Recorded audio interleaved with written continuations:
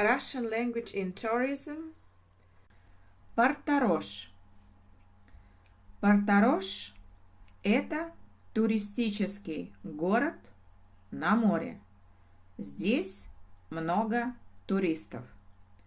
В Порт-Ороже есть хорошие гостиницы, где можно снять хороший и недорогой номер. Есть рестораны, где можно вкусно поесть. Есть пляж и море, где можно купаться. Есть разные магазины и киоски, где можно купить все. Есть популярное кафе «Миньон», где можно выпить хороший кофе и заказать вкусный десерт.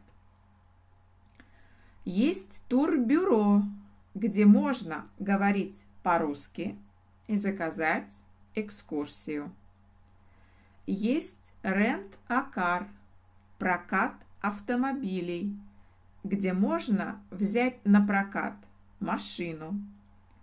Есть обычный пункт проката, где можно взять на прокат велосипед, шезлонг, пляжный зонт, матрас. Есть спортплощадка, где можно играть в теннис.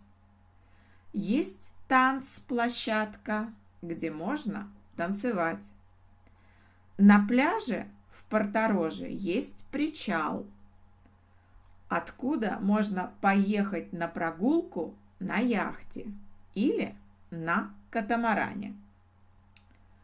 В Порт-Ороже есть большой спа и wellness-центр. Центр здоровья, где можно делать разные процедуры. Массаж, сауну, солярий. Есть врачебный кабинет, бассейны и большой сауна-парк. В Порт-Ороже нет ЖД-станции, но в самом центре города есть автобусная остановка и стоянка такси.